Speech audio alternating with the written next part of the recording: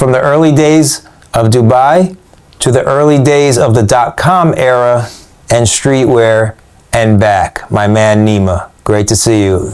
Good to be here, brother. Good to see you, my friend. After all this time, yeah, absolutely. Good to see you still doing your thing after all these years. Absolutely.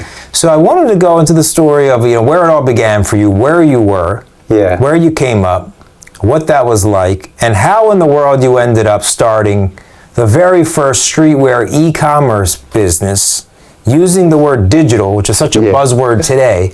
Back in 1990, what year did you start Digital Gravel? We launched January 99, so I started kind of like planning it, 98. We probably first spoke in 98, and then the site went live in January 99. Wow. So January, brand new year, 1999, a year before the big millennium, which was the whole Y2K craze. Exactly. Were you afraid the site was going to go down? I mean, we had some contingencies. It was an exciting time anyways because the dawn of the internet. But just take it back to how I got there. My family moved to Dubai in 81. And back then, now everyone's so hyped when you say Dubai. I'll tell you, man, up until like 10, 15 years ago, nobody cared when I said Dubai. But all those years when we grew up there, it was literally, a land of sand, nothing really going on.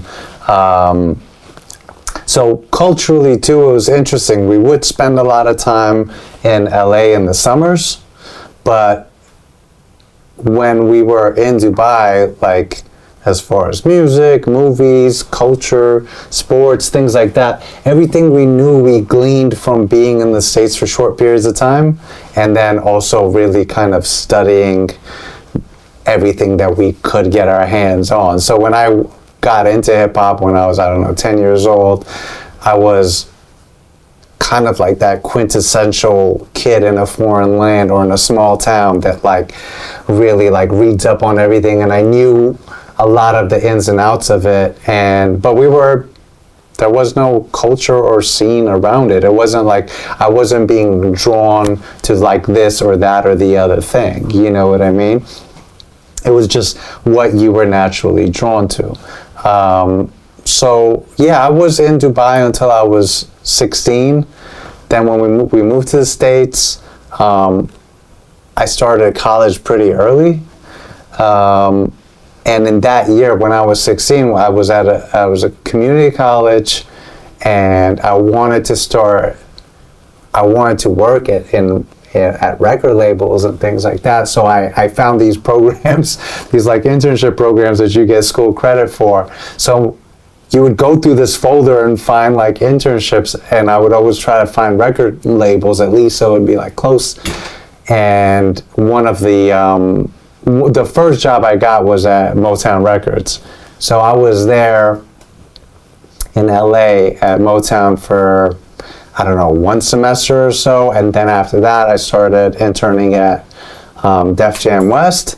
So I was there for about a year at least. And then when I was getting close to graduating, was kind of around the time, I'd been around that stuff so long, I was like, I want to start something.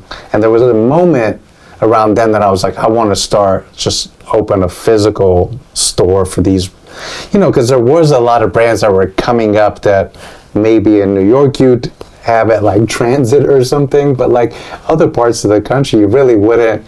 Even things like, Fat Farm and 555 and Aniche and Fubu, you weren't in LA. There weren't a ton of stores. I thought there was something there.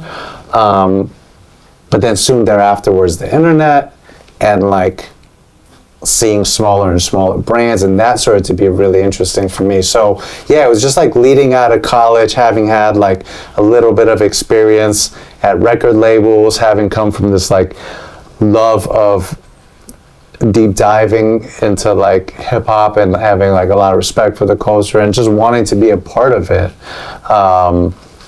Really transitioned to the years where everything seemed right, and starting an online store was fairly inexpensive at the time. So it was just really, getting out there and convincing people like you, there's a reason to do this, you know? So, yeah, that was all the before Untold. I didn't know you had the record label internship. I was a big record label intern in the early days of Milkcrate. That was the same sort of thing. I wanted to be in that industry, and then you started realizing that there was this other more. It was like what a lot of people said that about streetwear. I think even the guys who started Extra Large wanted to be in the industry and ended up starting Extra Large as kind of a similar vibe as to what they thought they were going to experience in the record industry, and it ended up being the early days of the streetwear industry, which is fascinating. But how did you even know what a website was, or what a web shop was, or that?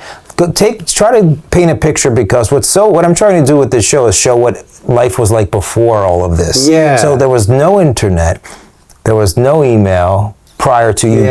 Email was brand new. Internet was dial-up or probably some other thing. And no one had access to it really. People were not discovering things on it. It was not the thing to do. No one knew how to do it. Record labels. I mean, did you learn? Were you? No, I think a lot of it was that.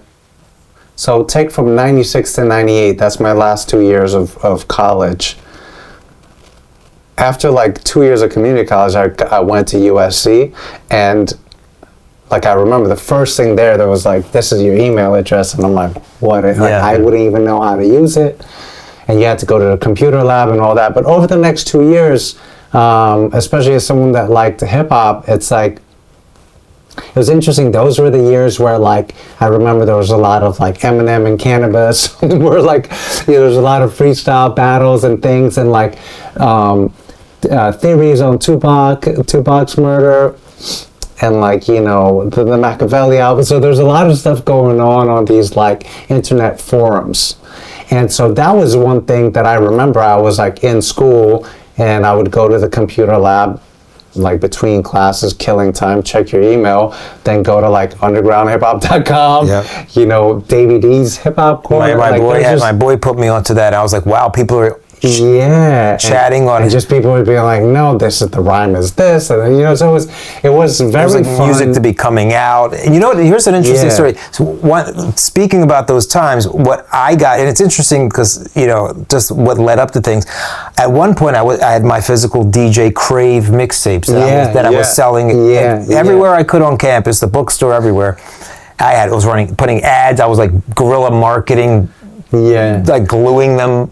Seriously gluing them. Like I was ridiculous. Like plastering on the bus stops, where I could have just easily gotten in so much trouble. But I found, I don't know how I stumbled across, you know, the chat board, where some of them would be a comment section similar to what we have today. And I would just copy and paste DJ Crave mixtape, $10, and the track listing, 100%. A mail order, money order to my dorm. And at one point I sold like 50 cassettes doing that, and it was just copy paste, and it was like the early days of me. I was almost a bot myself. I was just spamming the comment section to sell mixtapes. The early days. Once then you had to make the tape, you had to ship the tape, you got a money order. Exactly. It was the same thing as far as like message boards. Like my first customers came from me just going to hip hop message boards and being like, we have cool t-shirts from independent brands, because like, there was no other way to build it up. But it did feel at the time that like everything felt exhilarating and interesting. So like, it did feel like these kids are tapped into something real. I'm tapped into the same thing, where like I'm meeting you halfway and being like, yo, I have these things, you want them. And I think that was the thing I always really approached as a fan. So, you know, even the way I would like write up all the products and stuff like that is like, the stuff meant more to me. I used to love to go and see your description of one of my t-shirt designs, because that was like, wow. No, I mean, and there was a lot of times we would like, a couple of us would sit and like research stuff, because it'd be like, I'm not sure what that logo is, you know, and then like, you know, because there were times too where it's like you pick up a lot of stuff because you know everybody's has something to say, but I mean, I'm not shy to say, I know a lot of references because I studied a lot of references. But for instance, like I think, like there was a Mean Streets t-shirt, right? Any Milkcrate t-shirt designs, Yeah. you can ask me now that you didn't understand. Well, yeah, I mean, the Mean Street shirts at the time, I didn't even know what this was. You know, I think you even had like a Hill Street Blues t-shirt. Hill Street Blues. There was a lot of things where I was like, those are some classics. because I remember things where I'm like, Ilson, why Ilson? Yeah. Why New World Order? Yeah. Why Milkcrate? No, I mean, things like that. Why The really obvious stuff. Thanks for buying so much things you didn't understand. But no, there's things where it's like, this is just a New York City thing that I don't know. I can sense that, I'm not going to say to people's faces, like, what is that? But we really did research stuff, and then we learned a lot in the time being too, because a lot of times, especially like certain brands we carried were like, like Ubiquity Records. They always had like album covers and things that I don't know what they were deep in the weeds. They were so deep in it, yeah. But people dug it, and they were good graphic guys, though. Yeah, and I think that was part of it too. Is that like the essence of what it felt like to be in that scene? You know what's weird? It was like some brands were like rawer and realer, Yeah. like at least I felt, but I wasn't the best as I was like kind of crude designer. Yeah. And then you had these other guys that were like sophisticated graphic artists, like trained. Yeah, and to me it was like a bit very like just more about the graphics, especially later on the rawness. Yeah, I think later on too, towards like the 2000s, you had a lot more.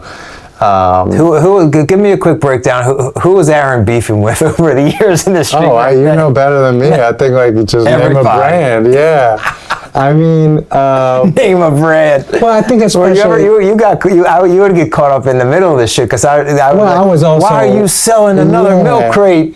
But I was shirt.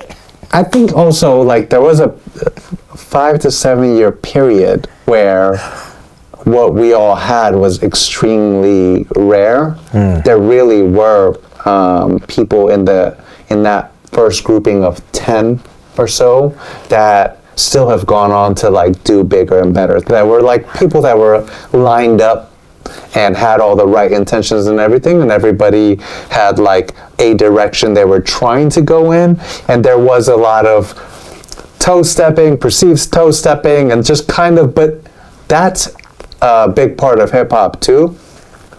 And like for that time period, I really felt like it was almost like we were a label. So it was kind of like, for me, it was just, these are all my brothers. These are all my, like we're just trying to like work things out. So it was never, I don't think it was beef, especially now that we've lived how crazy the world is. Yeah. It's like, I think of those times and I think of all of us as like these good kids. No matter what anybody said, we were just good kids. We had like young entrepreneur, young misunderstood entrepreneurs. Yeah, and you know what? Trying to find a place in the world. There were, besides us, besides the people at Pool Agenda, Campground, High Five, whatever the hell they put us in, those people were they were much more alike than different. Yeah. And they were much more different than the entire industry because, especially in the beginning, it wasn't a money thing. It wasn't about factors. It wasn't about international news and 12 ounce and like all these like, people that were funding people. It wasn't any of that. So I really do think that maybe, I'll speak for myself, I was naive in thinking that we can build this like utopian thing for ourselves. But I'm so proud of those days. I feel like I never look back and think like, I never think I did a corny thing. I never think I treated anyone poorly. Like people can have issues with me all day, but I think I treated everybody with dignity. And I think, I treated myself, my employees, people I worked with, and my customers with respect. So like, as fun as it is to look back on those days, I'm happy to say there's nothing I regret. There's nothing I think was whack. There's nothing I think we did that was corny. And all the people that worked at DG like are still in touch with me, still have good memories of that time. And I'm so happy, like, a little behind the scenes. We just got in touch with each other a couple weeks ago and met up after maybe 15 years at least. Probably. And, you know, it's great. It's an amazing feeling to like to link up again. So I really do have a reverence for those time. And I mean, you were definitely the glue that kept a lot of it together because there was no store that I think sold all of us. Yeah. And so when you dealt with the store, they had to pick and choose a few. You were stocking a lot of brands and supporting. Yeah. You were a big, I mean, other than like your Japanese distributor, then there was probably like you. Yeah. And maybe you were lucky enough to have a chain. Yeah. Maybe, like what chain? I mean, years ago I was in Mr. Rags. Yeah. There was always the chains. There was Metro Park that came and went. There was always like the desirable dream chain. There was the dudes in DC. I can't remember what they had, a store called Commander Salamander. It was one of the first streetwear shops. But then they had a larger semi-urban chain. Yeah, maybe it was Up Against the Wall. There you go. Izzy from Up Against. I mean, but it was so fascinating. The trade show era was such a great time. You would think trade shows corny, but no, it really was. Twice a year, you 100%. Went to Vegas. We loved it. You dressed. You got to wear stuff, see people, connect with people from all over the world, go to parties all over the world. That's where you. One thing I loved about that time was pre-internet. Yeah. I mean, internet was starting, but it wasn't. There was a moment where you had to go to ASR and write the order, and that's when 100%. We met. Yeah. You had to go and meet this person, physically write an order, look at the stuff, talk about this, isolate a moment, and do 100%. Business, and give a commitment, and then you were off to do it. You were off to do it again, and I was off to get hopefully the next one. Yeah. And we were in the 555 Soul booth when we met. We were saying probably spring of '99. Spring of '99. And you know, that was just trade shows were just such a great learning experience 100%. Because, you know, I'd be in the trade show with another, you know, competitor brand who we won't say, but they were always upset. How come Milkcrate's getting all the orders? And then Camilla would rotate us. You know, it's because he's on the inside of the booth. And then they put me on the aisle, and I'd get just as many orders on the aisle. And I had my press book. I don't know if you remember. I had a press book with every press book. And I would walk up to people in the aisle. Hey, look at Milkcrate. You familiar with this? You want to place an order? I mean, and it was just endless, right? It was just those shows were action packed. And it really was that, you know, I'd gone to like undergrad for business before that, and then by I think like around 2004 I started 2001 I started doing my MBA here in New York. And the thing is, I always told people, I'm like, man, the stuff they teach you in these classes is one thing, but like those digital gravel years, the trade show years, all of that taught me so much more about business.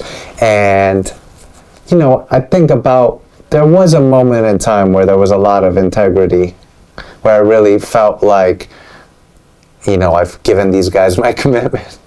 Like, we're going to grow this brand together. We're going to make these sales. I'm going to make this payment. You know, like, there was a lot of that kind of stuff where we never treated each other like, yo, I can't sell this stuff. Take it back. You know, we're like arguing back and forth. And that kind of stuff didn't really happen in those first batch of years. Later again, when it became quite like, there was a moment, and I don't begrudge anyone, because I think like it was good that people started getting their business together, but there was a moment where it really started to feel like this isn't about you like hip hop and you want to do a graphic design and you get big ups from this guy and that was a bite of this. Like it stopped being that, and it was like, yo, these guys make crazy money. And like there was a lot of stuff where I think is, you know, you just start realizing that it's not a trend that's starting on its own. We're like catching waves from a mainstream culture and riding those waves as well. So like I do think around 05, 06, things started to become, it was kind of the Wild West. You're one person that I could touch on this with, because I can't have this conversation. There's only one or two other people I could actually have this conversation about the difference between urban wear and streetwear. What is if you had to name me a list of brands that are urban wear in, Well, in our era at the trade show? I think today, if I was back then, Back if you then. spoke to me Back back then. then, urban wear was much more your Fat Farms, Aniche, let's say Fubu, Apple Bottoms. Like you would see these, like I always thought Apple Bottoms was funny. Yeah, like but you see mega booths, mega booths, like Fat Mecca, Farms booth with would be Pele. Yeah, you even had like Maurice Malone. But I think he tried to do it indie and backed out. Carl Kanai even was on the way out. But there was a lot of Dada, that brand Dada Supreme. Yeah, Echo was actually kind of. Echo was a weird one. They did an interesting thing where they opted out of doing the trade shows. Yeah. Genius move. But basically that was a whole different side of the trade show. And basically, a lot of those companies were what? Now we named them. Now, what was their business model? So, from my understanding of it, is you have basically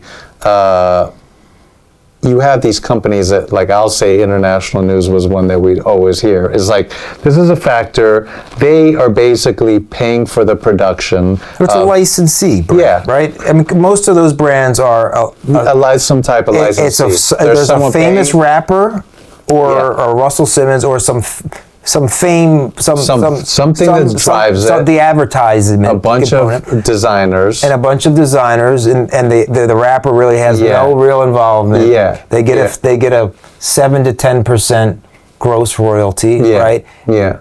And then what would you define streetwear as? At the time, give me the streetwear name. Yeah, what are the streetwear names? Give me the brand names. I mean, if we take from... You could even go Digital Gravel starting lineup. The very beginning of Digital Gravel, Milkcrate, Staple Products at the time, not Staple Design. That's when Staple was still selling staplers, right? Yeah. And staple removers. Yeah, yes. He was an office. Surprisingly, like Project Dragon and Subwear early on. That's a good one. Yeah, like very early on. Good company. There was a brand in LA called 594 Gear that was a graffiti company. It might have been those 5 or 6 brands. BM Basement. Double, what's it called? Double Down?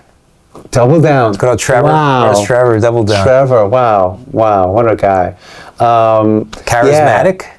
Charismatic, yeah, you know them better. That was kind of, there was a very initial batch, which is, I think it was like Double Down, you, Jeff, 10 Deep. Tim. 10 Deep now? 10 Deep at that trade show I picked up. And you did. So there was this second wave, which was like the people that... Good, another thing I beat Scott at.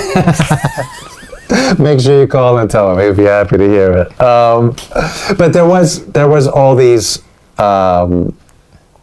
things. There was an order in which we got people, and I got to say, very early on, it grew quite quickly at that point. But I think that the thing that made we called it independent streetwear, the way we spoke about it, or underground streetwear, and the idea was basically it's just one kid and another kid, one kid and his girlfriend, one kid and his boy. It was just 2 people usually running. Every single brand was 2 dudes, a dude and a girl, 2 girls, and it really felt like people that it was their money one way or the other. It's their clothes one way or the other.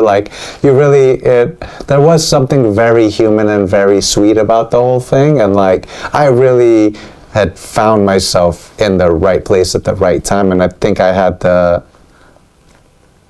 in a lot of ways I was an outsider because I had approached all of this stuff as a fan and had been interning at record labels, and then I even entered the industry not as a fashion dude, but a guy who was I like this stuff, I figure there's a way we can sell it, and having grown up in a place like Dubai, I'd really felt for the kids that lived in a small town but they like DJing. So it's you can send them this shirt that has to do with DJing, and then they're perfect. Yeah. And it really was, in the beginning, it really felt super special. And how did you come up with the name Digital Gravel? Such a great name. Yeah, I think that early on there was all this other, at the time everybody was naming their store, whatever.com. So it would be like cdmixes.com, you know, so it's like everybody was rushing to get that thing. The generic search term. And because I'd done a business plan for a digital gravel at my last year in college. And at the time I'd called it the Hip Hop Cyber Shop. And I was like, rolls off the tongue, says all the things. But it was almost kind of like by the time I was ready to launch the site, I'm like, it's already corny to like it's more interesting to be like a weird name. Mm-hmm. Honestly, at the time, I feel like it was very close to when that first Bobby Digital album came out. So I was in love with that album. And I just loved how much he spoke about things being digital. And so I think that really stuck in my head as something I wanted to do. But when I started thinking about it like that, I mean, the basic idea was like, you know, it's streetwear. We want to have something to do with street, and like digital represented like, you know, the fundamental smallest elements of the internet was like these digits, and like so it was like, oh, what could be like a building block of a physical street is like, oh, gravel. And it's like I just said it together and I was like, oh, that sounds weird enough that it's catchy enough. And still to this day I feel like digital like borders on having been played out, but it's almost retro again. So I still think it's a strong name. I feel like digital is everything we talk about these days with Bitcoin and everything. So it's like, you know, you were so far ahead. I mean, everything's NVIDIA now and AI, and I mean, not that that's what you were doing, but you were on the first wave of of pushing the term digital, and even still e-com and direct to consumer and building your own audience, and all of that 100%. Is still the top of every conversation you listen to about content creators. No, I mean, I feel like, first of all, I gotta be honest, a lot of it is time and place. Like you have your enthusiasms, you have your skill set, whatever, and then had I gone to college 1 year later, it would have been different. 1 year earlier would have been different. Had I had a slightly different interest, had I gone, you know, everything could have gone in a different direction. So I'm grateful that I was in that position. But I think for especially younger people watching this, I would say that there's always room for you in a thing that you're enthusiastic about. There's always room for you, and there's always a way you can get in where you can be a benefit to companies that already exist there. I came in, you know, you had a lot of experience in the industry already. Other people already had done other stuff or had worked other places. I came in being like, oh, I think I could do a thing here. And I think if you take it seriously, then like I'm not fundamentally a technology guy or anything. It just seemed at the time, this thing that I'm interested in is aligning with this opportunity. Well, it's interesting because I had this brand that was selling quite well a lot of places, and I never bothered to figure out e-com. Never. Should have, could have. I mean, sold things here and there. Had big popular things. Yeah, put that one out. But never was organized because in my life, you provided that service, and I would rather have Digital Gravel doing that for me than me trying to A, compete with you, and B, have to deal with the hassle of a whole nother. And for whatever reason, I did not. The steps that you came from, the skill set I had was not in those degrees in the way of even, I wasn't around someone who was like, you need to have a web shop, or it's this easy, or holler at Joe. Well, I think in the beginning too, like I wasn't in that circle. In the very beginning, I don't think for the first 10 years that we were around, I don't think it was like that, not 10 years, 5-6 years. I don't think it was that easy to, first of all, just make a website. It would cost you 10-20 grand. And then like we were working seasonally. So it was like someone might buy a couple things from you now, but then they're not really buying anything.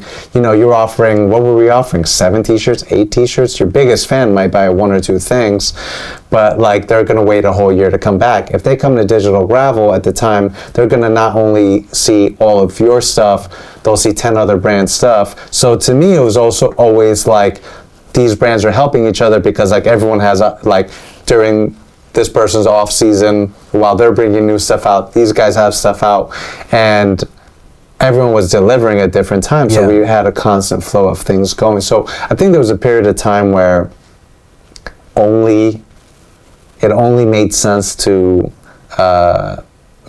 aggregate everything in one place, especially if you trusted the person. And I think we did a good job of like doing a good caretaking of the brands, where we I think our pictures were good, I think our descriptions were good, and we took care of like the launch was a big lot. deal. I mean, for a brand, you provided a valuable service. Didn't have to photograph stuff, didn't have to deal with any of that customer service support. Got the order, was paid, and okay, my product, if you want it in that space on the interweb, you can get it from it's there, and you provided that. It was like almost like outsourcing. So I think it was a really valuable service for a little but brand. I think also, I mean, to follow up on that point, the other side of it too was that the brands were, at least for a period of time, like you were saying, hey, we're going to hand this off to this person, he's going to take care of us, and then so we had that relationship where it's like, I'll take care of the brand, but I get the stuff, I sell the stuff. Over time, what happened was that like easier to make websites, less and less as more and more brands started to come on board, there was less and less for the brands to also have that faith in us to say like, okay, we're gonna give it digital gravel, we're not gonna sell it ourselves, they'll take care of all these things. So the structure of everything made sense as websites got easier to make. And truly, honestly, I'm not even trying to offend anyone because I don't remember half the people's names in the last 2-3 years of digital gravel, but there was a lot of brands that would like literally beg to be on the website, and then like 3 months later be selling the same thing that I bought from them for half off. And then it just became, once the recession started to hit, I think everything was out the window. There was no, the industry didn't get together and say, what are we doing? See, I don't know what those years I was going more in the music direction. The LaCrate DJ thing was, I was kind of, so it had been a good 10, 15 years of streetwear. And I was kind of thankful that I was doing, 100%. Still keeping the brand going, but I was doing other things because it was in a weird place. It was in like, even the trade shows were it just had changed in a weird way. I don't know. It just got very commercialized. And this is when what I would consider urban wear and streetwear were becoming one. They were having a baby. Well, it was also like I think what happened is that a lot of us made this seem very cool for a lot of people, and a lot of people had there wasn't a lot of barrier to entry because the industry always liked new blood. It was interesting, and as soon as people knew where to print t-shirts and how to do it. That once I started realizing that, you know how hard it was to make stuff, right? Especially in New York, super hard. Cali a little easier, but still difficult. You still had to really deal with a lot of shit to make clothing. And then the trade shows became, I'm seeing more manufacturers pitching me than customers to buy. And I was like, oh shit, now everyone can make a hat, everyone can make it. The barrier to manufacture was, and now it's just only, now you go on Instagram, this is where Supreme makes it, this is where Polo makes it, this is where this one makes it. So it's like, now it's like, make the greatest thing in the world, good luck selling it. Good luck selling it. And then it also washes everything out, when it really did become, it felt like too full of things. Everything became replaceable. There was every variety of stuff. And then also a lot of these young people didn't have a lot of what it took to stay in it. So then it's like within 2 seasons they're selling, they're getting factors that are paying for their production and then chasing the money down. How many buddies, best friends you see get into the business and then hate each other and fly out over one wasn't working hard enough, or money, or any kind of I think all the two people brands like went their own ways. Two homies, right? But I'll say that I think that in the last years, it seemed like the brands between them were bickering a lot more. I will say that all the old school heads, like pre-blog era, pre-2005 era, all those people reach out to me in the sweetest, nicest way.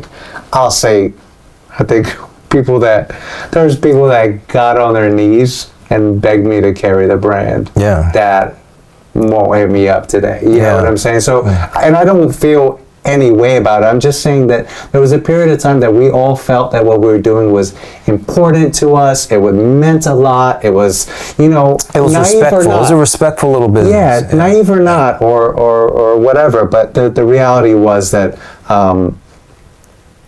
you know, those are very, very sweet times for me. And I think like I learned a lot about how the world changes, how business can be done in different ways, and towards the end, it was really something that not only did it start to unravel on its own under the force of the industry, but I also lost interest in it because it stopped being that thing that I wanted it to be. And what's so interesting, you supported so many artists. Let's just fast forward to the evolution of Nima the artist, and what you're up to nowadays with your incredible creations that you're up to. How to just give us a quick shout out to yourself on what you're working on. The past 8 years, I've been working as a painter.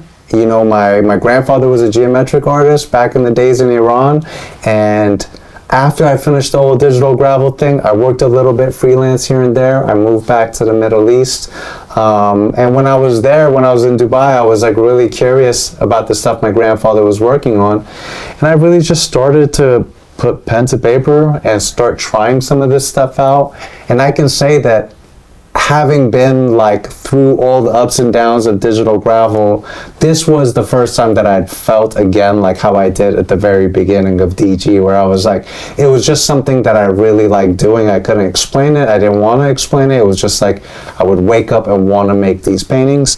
And like I said, the advice I said for young people, like I looked at the art industry, it looked like it was jam-packed, but I figured there's a way in, there's an angle, there's some space I can take up. And I think the type of work I was making, the intensity of the work I was making, the way I used a lot of what I learned with digital gravel, being around such talented people, that, you know, I developed an eye for what I liked. That's the one thing I learned there. And I also learned that, you know, it's one thing if we make something as a hobby, but if we're making something to like put out in the world, that I want it to be the absolute best.